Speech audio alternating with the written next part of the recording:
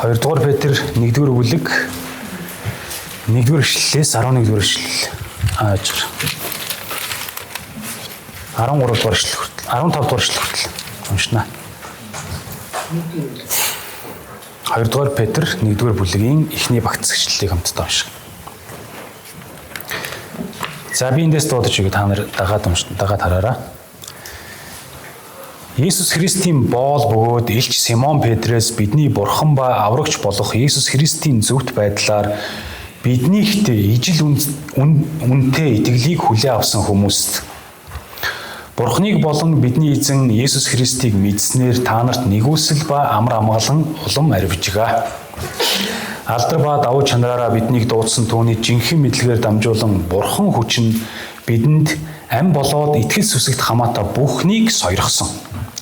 Үүгээр тэр бидэнд үнэтэй бөгөөд гайхамшигт амлалтуудаа сойрхов. Ингэснээр та нар энэ дэлхийд тачаалаар байх ялзралаас ангиж ирснээр Бурхан чанарыг хуваалцагч болох юм.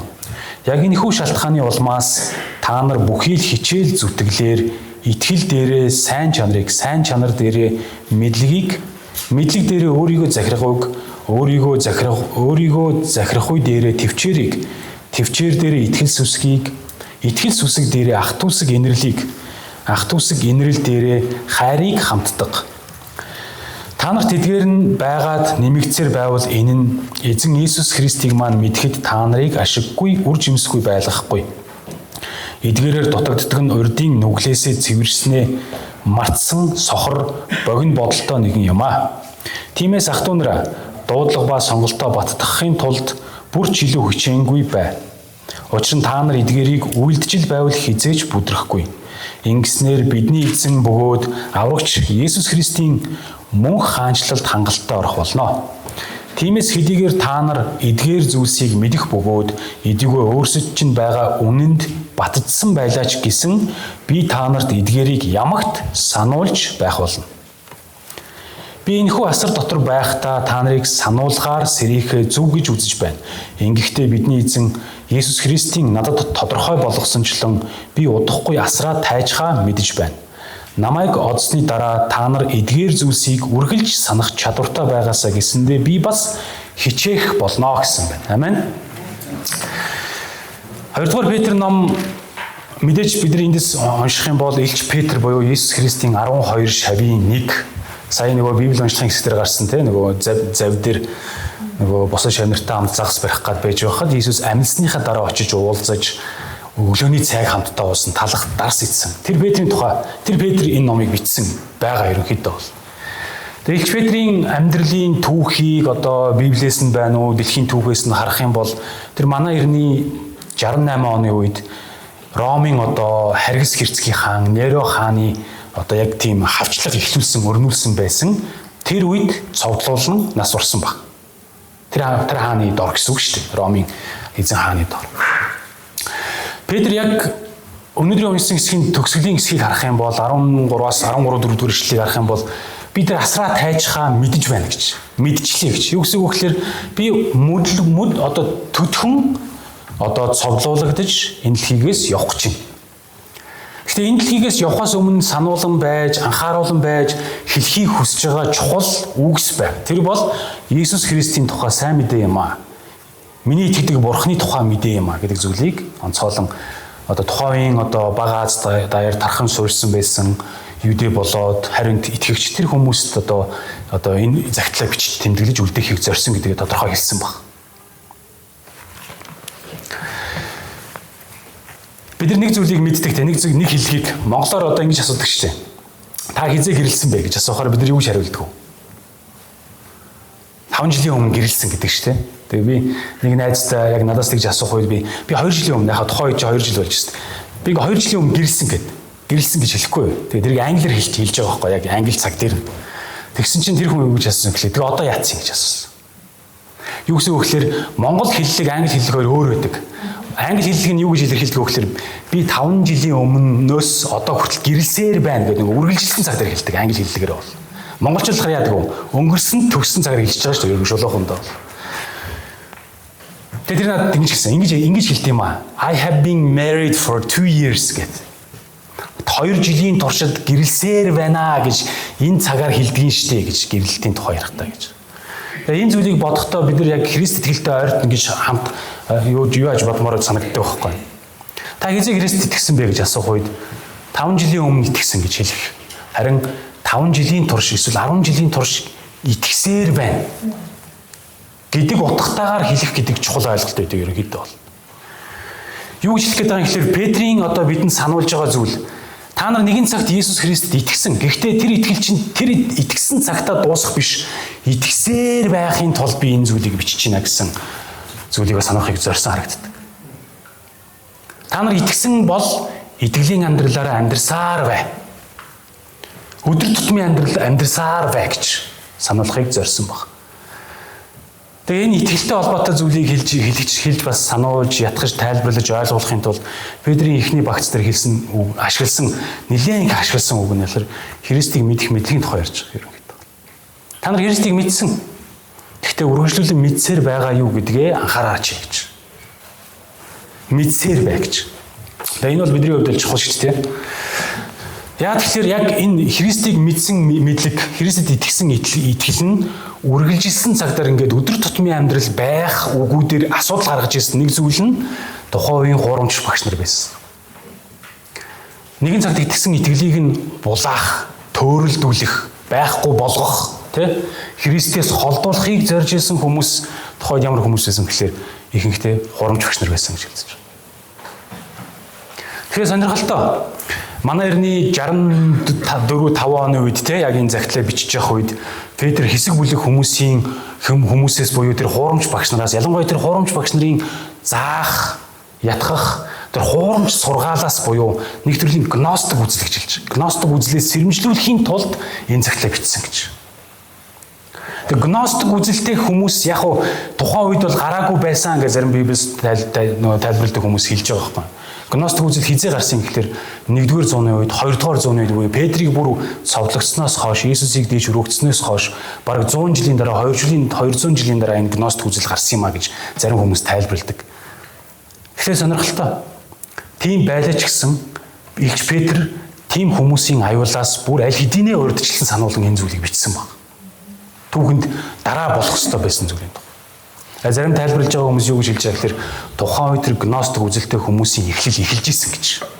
Тийм үзэлтэй хүмүүс гарч иж исэн учраас Петр тэдэнд сануулсан юм а гэж хэлж байгаа.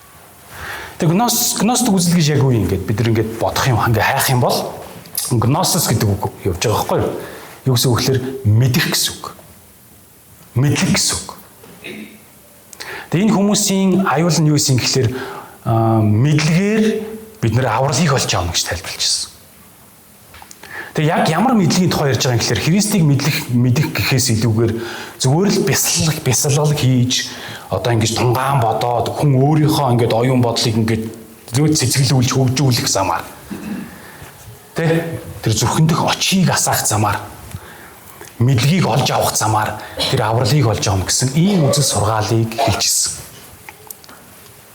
Тийм үзэл сургаал дэлгэрэх аюултай байсан гэсэн үг ерөнхийдөө бол.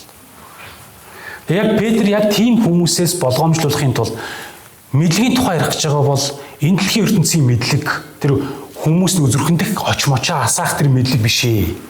Харин Христийг мэдэх мэдлэг буюу Иесустэй хамт амьдрах амьдралаар буюу Иесусыг таньж мэдэх мэдлэгээр бид авралыг олж авдаг юм а гэж тайлбарлахыг зорьсон баг. Тэгээ гностик үзэлтэй хүмүүсийн юу нөгөө тайлбарлаж байгаа нэг тайлбар нь тэр байхгүй. Махбод бол бузар муу. Одоо бид нар нөгөө энэ төгөлийн зөвшөөрж байгаа шүү дээ махбод бол бузар муу гэж. Тэгээд тэд яасан гэхээр махбод бузар муу учраас зүрхэн дэх очоо асаагаад тэр нь гэрэлтэх замаар хүн авралыг авдаг гэж хэлж байгаа. Гэхдээ энэ нь дахиад Библийн дагуух биш. Иремя номын 17-гийн 9-р эшлэлийг харах юм бол ингэж хэлдэг. Зүрх гэдэг бүхнээс илүү хуурамч идэгшгүй өвчтөө хэн үүнийг ойлгож чадах вэ гэж. Хүний тухай авч үзэх юм бол махбод нь бузар муу. Тэгэхээр дээрэс нь зүрх сэтгэл нь ч гэсэн бузар муу гэж хэлж өгч байгаа. Махбодын дагуу амьдрснараа авралыг авахгүй. Харин зүрхэн дэх очийг асааснараа ч авралыг авахгүй гэсэн утгатай. Хүн өөрөө авралыг олж авах ямар ч найдвар байхгүй. Гэгээрэлд хүрэх замаар авралыг авахгүй. Тэр гностик үзэлтнүүдийн дагуу. Өөрийн дотоод одоо мундаг тэр мэрэгэн ухааныг ажилуулах замаар, гайхамшигтай цэцэрлэгийг олж авах замаар авралыг авна гэсэн, тавьжралыг авна гэсэн тийм юусоо байхгүй хүний амьдрал гэж Петрийн хэлж байгаа. Тэгээ аврал хаанаас ирдэг? Хүний дотроос биш, хүний махбодоос биш, хүний хүчин чармаалтаас биш, харин Христийг мэдэх мэдлэгээр буюу Христээс өөрөөс нь бидэнд өгөгддөг юм а гэдгийг Петр онцлохыг зорьсон баг.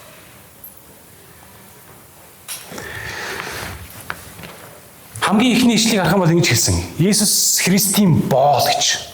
Бөгөөд илч Симон Петроос бидний бурхан ба аврагч болох Есүс Христийн зөвхөн байдлаар биднийхтэй ижил үнтэй итгэлийг хүлээн авсан хүмүүс гэж хэлж байна. Энд амар олон яг хэд нэгэн үйлбэр гэхдээ нэлээд олон утга санаа бүхий зүйлийг энд Петр ойлгуулахыг зорьсон харагддаг.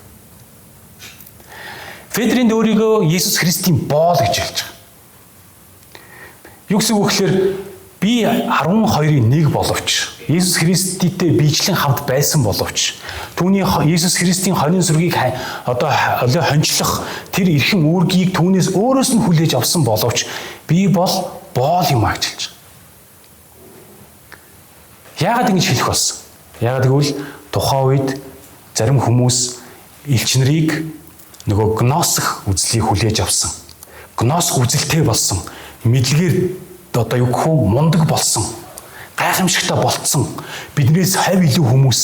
Тийм учраас бид нар тэдэнтэй адилахын тулд гностик буюу тэр нөгөө мэдлэгийг олж авах хэрэгтэй гэсэн ийм үзэл сургаалыг түгэх гэж хэлсэн учраас Петр үгүй би Христийн боол хэврээ байна. Би Есүс Христийн зарц хэврээ байна гэж хэлж байгаа. Бидний хооронд ялгаа байхгүй гэж. Итгэгчдийн хооронд ялгаа байхгүй. Дагалдагчдын хооронд ялгаа байхгүй. 12 илүү дараагийнхаа хүмүүс нь доошоо гэдэг ч юм уу ийм харьцуулт байхгүй шүү гэж. Үн цэнийн хувьд бид нар яг адилхан юм а гэж Петрийн донцлон хэлж байгаа. Үн цэнийн хувьд бид нар адилхан юм а. Яг тэгэхээр 12-ыг илүү гэж хэлэх юм бол тэдэнтэй адил болохыг хүсэн тэмүүлэгчид янз янзын аргад сэдэж эхэлсэн гэж. Тэгэж болохгүй. Тийм арга хийгээл те ингээл бясалгал хийгээл ингэх замаар илүү болно мэдлэг мундалагтай болно гэсэн юм ерөөсөө байхгүй. Харин даруй байх замаар Христийн зарц боол гэдэг замаар энэ ойлголтынхаа дотор эзэнтэй хамт байх замаар Есүс түшиглэх замаар түүний боол болон түүний шав, түүний хөвгүүд огтуд тэг адил үнцэнтэй тийм зүйлийг бид нар хүлээж авд юм а гэсэн зүйлийг Петрийн донцлогыг нэг талаараа зорьж байгаа. Адил үнцэнтэй итгэлийг гэж хэлжсэн. Адил үнцэнтэй итгэлийг. Тухайн нөхцөл байдлыг харах юм бол Илч Петрийн түүхийг харах юм бол биш ээ. Илч Паулийн түүхийг харах юм бол тэгдэг тийм нэг луустрад очиод төрөлхийн хөлн одоо мдийгүй нэг хүнийг идгээдэг штеп. Идгээсэн чинь тэрийг харсан хүмүүс яасан? Хуржрээд ваа бурхан бидэн дээр хүний дүрээр ирсэн байна гэж. Хэн нэгнийг бурханчлах өөрсдөөсөө илүү дээгүүр мундаг гэж үзэх үзэл тухайн үед ерөнхийдөө бол газар авцсан байсан. Тэгээ ийм аюулаас Петр сэрэмжлүүлж байна. Намааг битий бурханчил, битий шүт, намааг илүү гэж битий бод. Би та нартай адил үнцэнтэй тэр итгэлийг хүлээж авсан Христийн боол штэ гэж хэлж байна. Захидлынхаа ихэнд л энэ зүйлийг хэлсэн. Тэгэхээр бид нар яг Есүс Христийн дотор бүгдээрээ адилхан үнцэнтэй тийм сайн мэдээг хүлээж авч, сонсож, дагаж Христийн дагалдагчид байж байгаа хүмүүс гэж. Тэгээ Есүс өөрөө нэг зүйлийг бас хэлсэн байгаа тийм. Шамнырыгаа нөгөө дуудаж цуглуулад тэдэнтэй уулзч яхад идэж хэлсэн.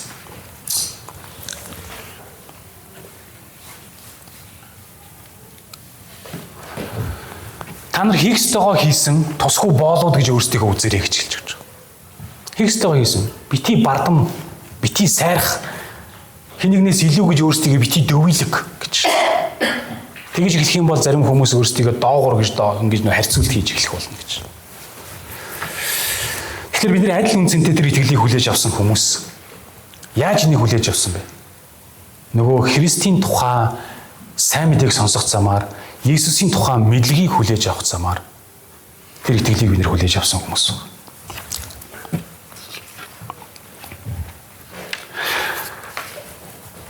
Тэгээ Петр өөрийгөө бэлт нөгөө Христийн зарц боол гэж хэлээ зогсоогүй. Есүс Христийн илч гэж хэлж байгаа. Яагаад ингэж одоо өөрийгөө илч гэж тодорхойлох болсон юм бэ гэж. Яагаад гэвэл Есүс Христийн сайн мэдээ түнд даалгагдсан. Тэгээд түүний дамжуулж байгаа сайн мэдээний үгс нь хүн болгонд адилхан үнцэнтэйгээр хүрэх ёстой.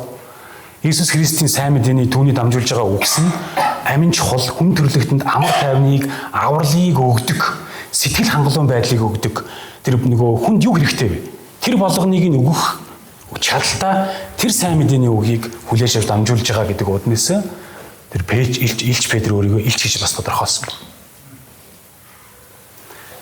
Тэгэхээр бид яг Иесус Христийн сайн мэдээг яг л Петртэй адилхан хүлээж авсан хүмүүс. Та нарын биш үү? Сонсож ойлгосон, мэдэж ухаарсан, Иесусийн талаарх мэдлэг, ойлголт, ухаарал энэ болгоныг бид нар яг хүмүүст дамжуулахдаа эрх мэдэлтэйгээр бас имэйлгүйгээр бас чин сэтгэлээрээ дамжуулах хэрэгтэй болж байгаа. Петртэй адилхан. Ичиж хурах хэрэг байхгүй. Би чадахгүй, би мэдэхгүй гэх юм байхгүй. Бид нар Христийн бол Христийн илч болж түүний сайн мэдээг дамжуулахаар дуудагдсан. Тэгээ би анх өмнө нь ярьж лээсэн баг. Хүн Иесус Христэд итгэжээд яагаад тэгвэл авралыг авчингуудаа яагаад шууд дээшээ явчихдаг юм бэ гэж. Аврагдсан бол шууд яагаад дээшээ явчихгүй вэ? Яагаад энэ дэлхий дээр амьдраад байх хэрэгтэй юм бэ гэж. Яагаад гэвэл нөгөө нэг хамгийн ихэнд үг байсан тийм. Итгэсэн бид итгэлийнхаа дагуу амьдрсаар байхын тулд, гэрчилсээр байхын тулд, сайн мэдээг бусдад түгээхийн тулд энэ дэлхий дээр байдаг. Тэгж л дуудагдсан. Түүнээс ч бид нарт энэ дэлхий дээр Иесуст итгэжээд итгэсэн юм чи одоо өөрсдийнхөө хүсэл эрмэлзлийг хай. Өөрийнхөө амьдралыг цогцлоо бүтээ. Ийм амжилтыг олъё гэдэг нөгөө өөрийнхөө махбодын хүслийг дүүргэхийн төлөө энэ дэлхий дээр амьдрахаар дуудагддаг хүмүүс. Итгэсэн бид түүний хүслийг биелүүлсээр, хэрэгжүүлсээр, агуу зархимжийг гүйцэлдүүлсээр амьдрахаар дуудагдсан гэдгээ мартаж болохгүй ерөнхийдөө.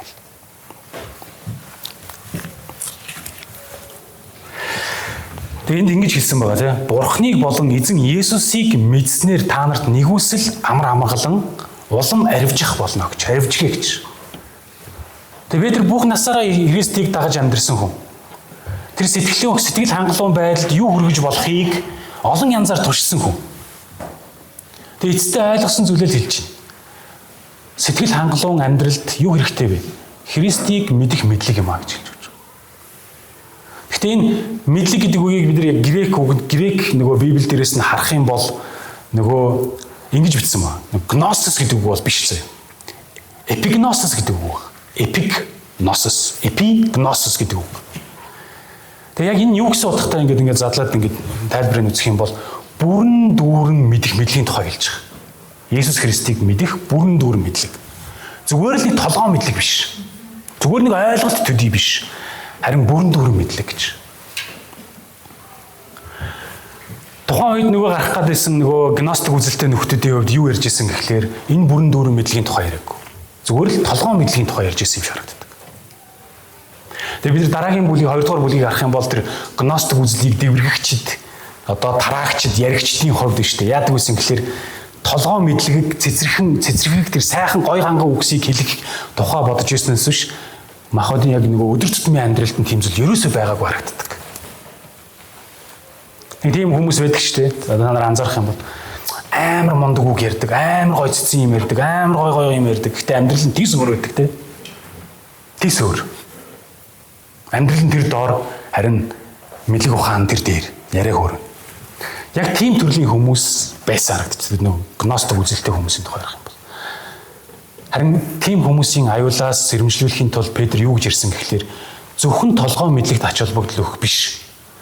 Бүрэн дүүрэн мэдлэг буюу амьдралд нь суулсан, амьдралаар нь харагддаг, гэрчлэлээр нь харагддаг. Яг өнөөдөр сонссон үг нь маргааш нөгөөдөр тэдний маргааш ингээд өдөр тутмын амьдралд нь үйлдэл болдог тухай ярьж байгаа юм гэдэг бол. Хэрэгжүүлэлт болдог тухай. Зөвхөн амарна биш, амьдралынхын байдал, зан хандлага, гаргаж байгаа байдал тэр болгоноор нь харагддаг энэ мэдлэгийн тухай. Тэгэхээр энэ бүрэн дүүрэн мэдлэгийг бид нар яаж авах вэ? Хинээс авах вэ гэж. Хүн өөрөө хичээгээд авахгүй маа. Харин Христтэй хамт байх замаар авна гэж. Тэгээ энэ бүрэн дүүрэн мэдлэгийг авсан амьдарж байгаа Христ итгэгч хүмүүс яах вэ? Сэтгэлдээ маш их амар тайвныг хүлээж авсан байт юм а гэж. Петр нэг талаараа онцлохыг зориулж байгаа. Арвижиг гэж хэлсэн те харах юм бол. Эпигносис гэдэг үг.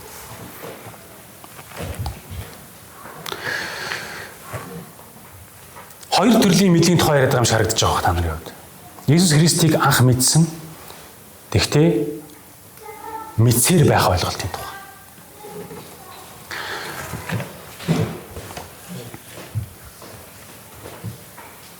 Нөгөө гэрэлсэн хүн гэрэлсээр байгаа гэдэг ойлголт байсан шүү дээ. Яг түүнтэй адилхан Христийг анх та нар сонсож сайн мэдээг хүлээж авсан.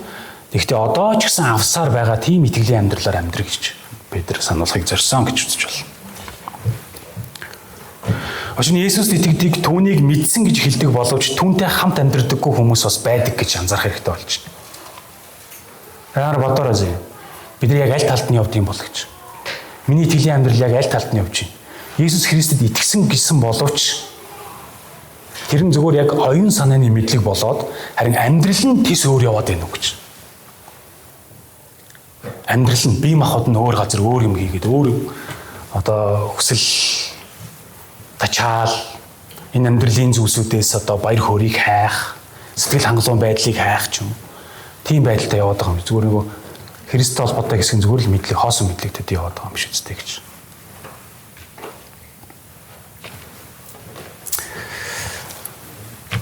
Тэгээ энийг бас зүгээр би өөрийнхөө хувьд ингээл бодохоор Христтэй хамт амьдрсаар анх мэдсэн мэдлэг маань Христтэй хамт амьдрсаар байх итгэл болох энэ байдал нь нөгөө гэр бүлийн харилцаанд их ойрхон харагддаг байхгүй юу. Иесусаас өөрөө тэгсэн мэдэг те. Бурхантай хамт бид амьдрах бидний амьдрал бол эхнэр нөхрийн харилцаатай их ойрхон байдаг гэж нэг талаар. Би анх бац цэгтээ суухдаа ерөнхий мэдлэгтэй байсан. Толгоон мэдлэгтэй Иесус биш нөгөө бац цэгийн тухайн. Тэр бол ховдын охин, тэдэн настай, айлын тэддэх хүүхэд тий гэх мэт зүгээр ерөнхий мэдлэгтэй явсан. Түүний талаарх мэдлэг. Тэгээ энэ ерөнхий мэдлэгийнхаа улмаас ингээл хайрлаж дурлаад тэгээд гэр бүл болоод хамт амьдарч эхэлсэн. Гэхдээ гэрлэлт болсноос хойш өнөөдрийг хүртэлх одоо түүнийг таньж мэдж байгаа мэдлэг нь бас арай өөр. Яг хамт байж, хамт хөдөлмөрлөөж, хамт цагийг өнгөрөөж, хамт ярилцээж, хамт хүүхдээ өсгөж, хамт хоол хийж ч юм уу те.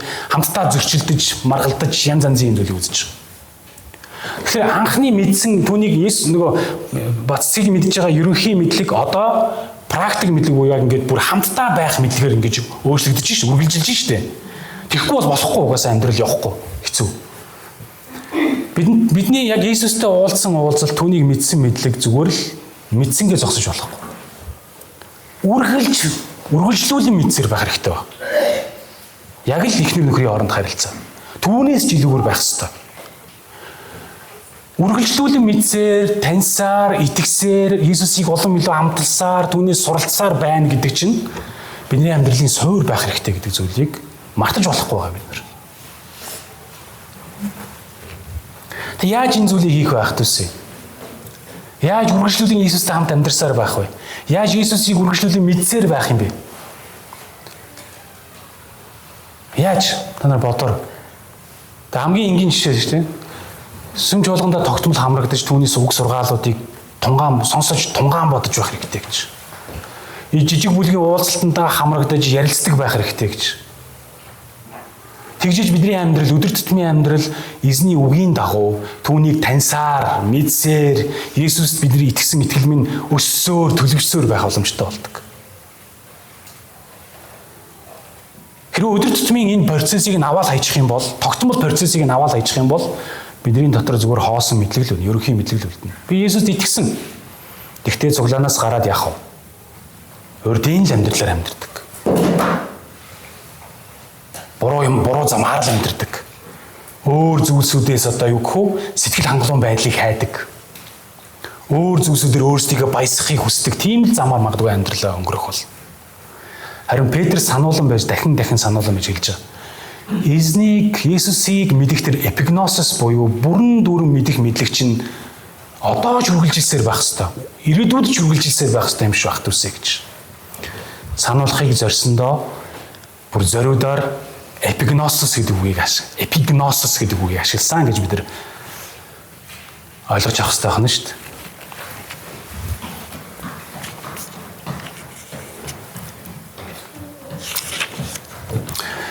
Бидний Есүсийн тухай ерөнхий мэдлэгийг бол дандаа л авдаг. Үгийг сонсож, номлолыг сонсож байхдаа, Библийг уншиж байхдаа дандаа л авч идэг. Есүс уучлалт юм байна. Есүс аварсан юм байна. Есүс амьдрсан юм байна. Үхсэн юм байна. Бүгдийг мэддэг. Гэтэ энийг биш үү? Бүрэн дүүрэн болгох арга зам нь юу байх вэ? Үйлдэл. Үргэлжлүүлэн хийх явдал. Турших. Есүс яаж дайснаа хайрлсан юм? Сонслоо. Есүс өөрийг нь цовдлж байгаа хүмүүсийг хараад юугаач мэдэхгүй байгаа энэ хүмүүсийг та уучлаач гэж хэлсэн байна. Окей. Энийг ойлгочлоо. Одоо гараад 7 хоногийн дундуур хэрүүл тэмцэл болж байгаа хүмүүстэй тэр хүмүүсийн эсрэг залбирч үзэх хэрэгтэй болох нь шүү дээ. Гиг мэдээр яг үйлдэл болох хэрэгтэй. Тэгжээж бид нар Есүсийн шавнар дагалдагчд байх боломжтой. Тэгээ нэг үг гэдэг чинь эзэн минь гэсэн болгон Тэнгэрийн хаанчлалд орохгүй гэж.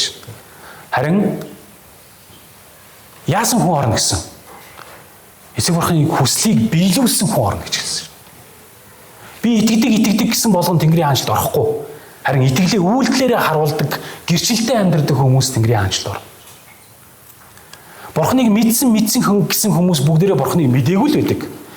Ямар гэж мэддэг юм? Яг үйлдэл болгож иж л мэддэг гэж. Тэгэхээр бидний асуух хэрэгтэй өөрөөсөө. Би яг бүрэн дүүрэн мэдлэгтэй, итгэлтэй, ойлголттой итгэгч үү? Эсвэл дотоод үлмэг явж ийн үгүй юу гэдгээ бас тунгаан бодож явах хэрэгтэй гэсэн үг. Тэгээд бид нар өнөөдөр энийг сануулж байна. Ах トゥ усын. Сонссноо үйлдэл болго, мэдснээ үйлдэл болго, амьдрал болго, гэрчлэл болго. Турш харуул гэж. Тэгээд эдгээр зүйлсүүдийг бас ойлгуулахын тулд Петр 8 төрлийн зүйлийг ингээд дистраалтаар хэлсэн баг. Эндээс харах юм бол ингэж хэлсэн. 5 дугаар эшлэлээс харах юм бол яг энэ шалтгааны улмаас та нар бүхий л хичээл зүтгэлээр итгэл дээрээ сайн чанарыг гэж. Итгэл дээрээ сайн чанарыг нэмээрэй гэж хэлж байгаа. Тэгээ бид энийг бол ингээд ойлгож байна шүү дээ. Бидний итгэл угаасаа итгэлээр л хэлдэг. Та ингээд бидний аймаа өргөсөн байна, загалмаа дээр цовдлогдсон байна. Окей, би танд итгэлээ гэж ирдэг. Тэгээ итгэж очоо бид нар яах вэ? Сайн чанар гаргах гээд хичээдэг шүү дээ. Муу зуршлуудаа хаях гал үздэг, муу авируудаа хорих гол үздэг, хичээдэг. Ийм юмд гардаг. Тэгээ цааш нарах юм бол ингэж хэлж байгаа. Сайн чанар дээрээ мэдлэгийг гэж хэлсэн. За одоо энэ мэдлэг гэдэг үгэн дээр нөгөө эпигносос биш зүгээр гносос гэдэг үг нь явж байгаа. Ойлголтын тухай ярьж байгаа. Гносос гэдэг үг. Христ ирсэн бид нар муу зан чанаруудаа хаяад сайн зан чанаруудыг суралцах гэж хичээхдээ энэ нь мэдлэг буюу Бурхны үг буюу энэ элч нарын сайн мэдээнд хэлэгдсэн тэр мэдээллээр бас тэтгэгдэх хэрэгтэй. Бурхны үгээр тэтгэх хэрэгтэй. Яагаад тэр сайн чанарыг өөрөөсөө гаргах гэдэг юм? Тэр нь Библиэд байгаа юу үгүй юу гэж бодох хэрэгтэй гэсэн үг. Ирж хайх хэрэгтэй гэсэн үг. Тэгээ Библийг уншиж, сайн мэдээний үгнүүдийг уншиж, тэгээд эзний үгийн дагуу тэр сайн чанаруудыгаа хурцлж өнгөлж урагшлах хэрэгтэй гэсэн зүйлийг хэлж байгаа. Тэгээ сайн чанар дээр мэдлэг дээр өөрийгөө захирах уу гэж хэлж байгаа. Тийм ингээд прогресс явж байгаа шаргадж байгаа байхгүй юу? Окей, итгэлээ сайн чанарыг суулгах гэж хичээгдэг. Энд мэдлэг хэрэгтэй юм байна.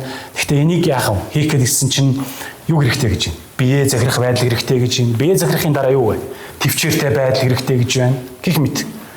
Яагаад гэвэл эдгээр зүйлсэнд хамтдаа ажиллаад эзэнтэй уулзах өдрийн хүртэл нөгөө анх итгэж хүлээж авсан итгэлийг үргэлжлүүлэх үйл процесс болж байгаа юм талаар. Тэгээ бид нар өөрсдөө нэхлэх хэрэгтэй. Бид нар итгэлсэн гэж хэлээл зогссон байна уу? Харин сайн зан чанарыг нэмж гин үү? Сайн зан чанараа мэдлэгээр хорсолж гин үү? Өнгөлж гин үү? Тэ? Мэдлэг дээрээ бие захирах нь байна уу? Уур уцаараа юу гэдгийг тэ?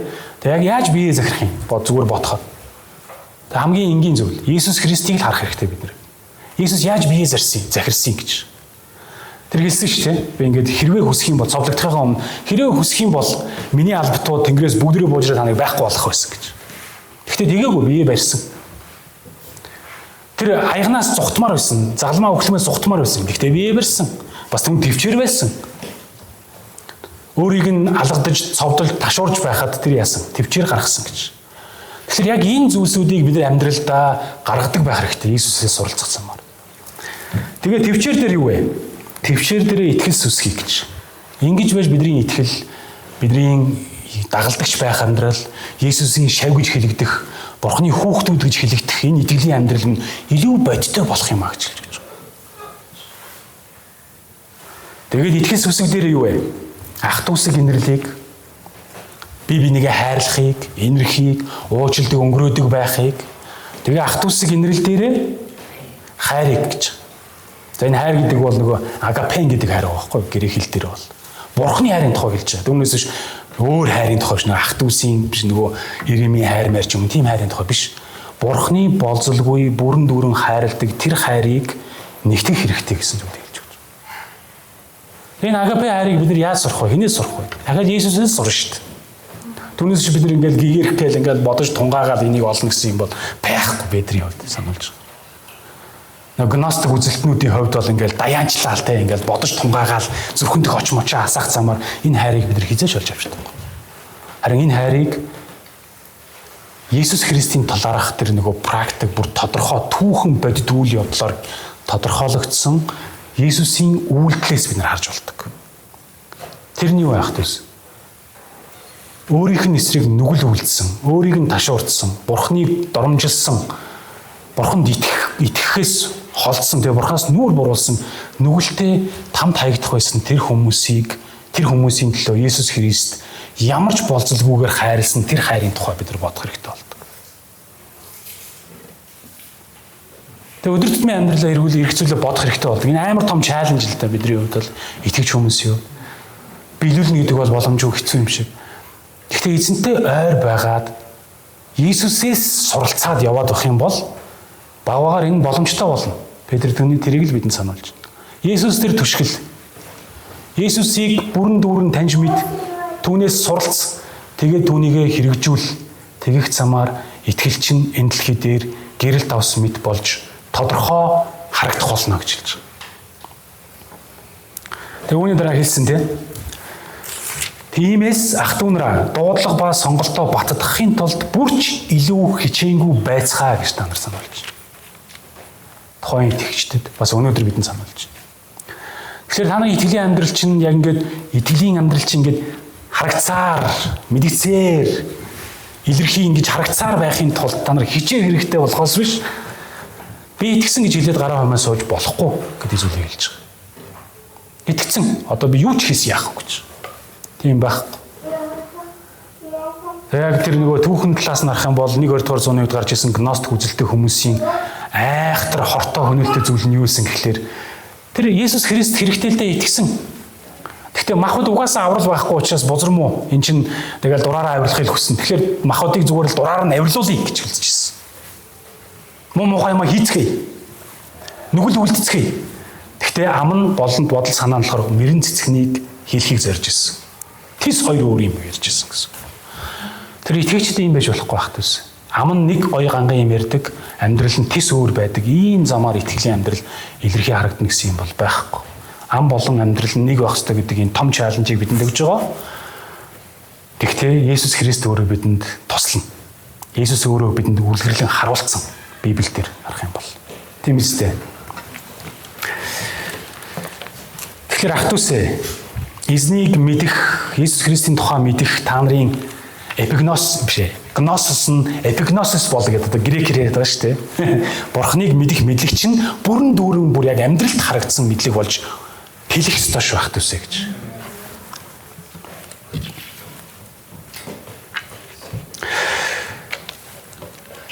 Бид ингээд Библийг сайн харах бол нэг юм алдаатай хоёр бүлэг гэсэн хүмүүс байгаа. Есүст итгэсэн хэрнээ сэтгэл нь хандгүй нэг хөсөн хүмүүс байна. Хоёр төрлийн хүмүүс, нэг нь евдээчүүд, нөгөөх нь харин үндэсний хүмүүс.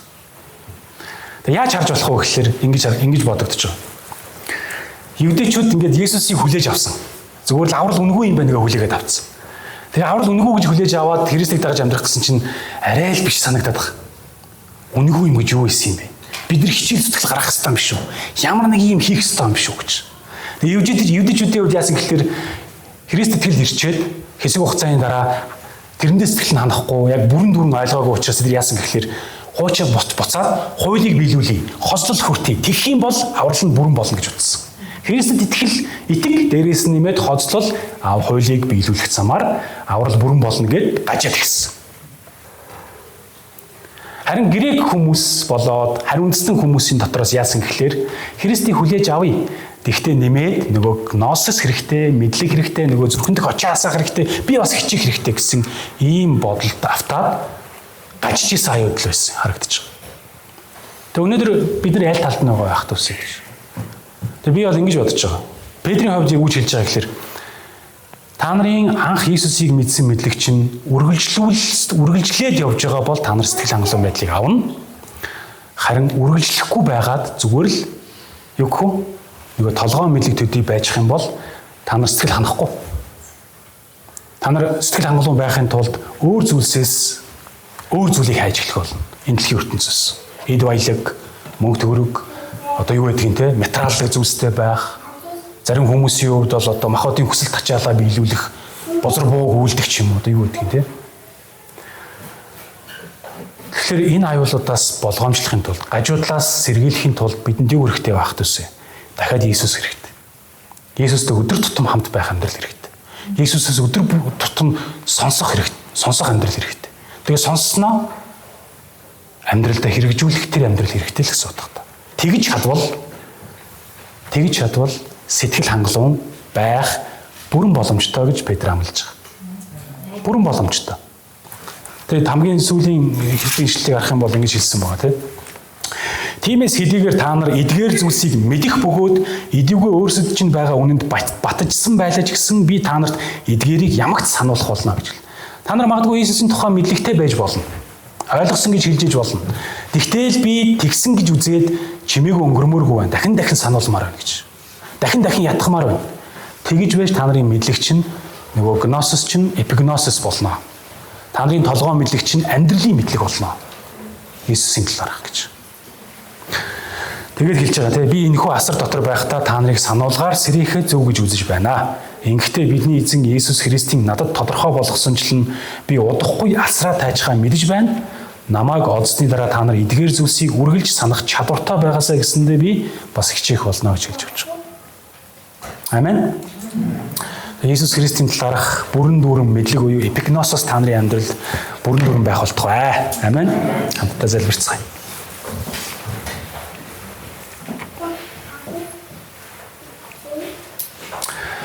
Хайртай эзэн бурхан минь бид таны өмнө хамтдаа талархан залбирмаар байна. Эзэн та нэгэн цагт Христийн талаарх бүх үннийг сайн мэдээний үгийг та бидэнд мэдүүлэх замаар та аврал дуудсан бидэнд баптизм хүртээсэн бас таны ариун сүнсний нөхөрлөл бүхий чуулганы айхан дүүс дотор нэгдэх боломжийг олгосон учраас тань талархаж байна. Харин таныг таньж мэдэх мэдлэг, танд итгэх итгэл минь өдөр тутам өсөлттэй байхын тулд бид бас хичээл зүтгэлтэй байхад эзэн та туслаарай. Бидэнд та зааж сургаарай. Бид нар бас амьдралдаа танаас сонссноо, мэдснээ, ойлгож хүлээж авснаа хэрэгжүүлдэг, үйлддэг тийм итгэгчд байхад та биднийг ятгах, чиглүүлж, хөтлөн дагуулаарай гэж танаас гуйж нэгсэн минь. Бид өөрсөддөө найдах замаар амьдрал дахь баяр хөөргийг буюу талархлыг, сэтгэл хангалуун байдлыг хизээж олж явдахгүй. Харин таны үгийг сонсож, таны үгийг хэрэгжүүлж өгч, тантай үргэлж хамт байх замаар тэр сэтгэл хангалуун байдлыг авах боломжтой гэдгийг та сануулдаг учраас тань талархаж байна. Тэгээ бүх алдар магтаал нь танд байх болтугай. Эзэн Есүсийн нэрээр залбирч байна. Амен.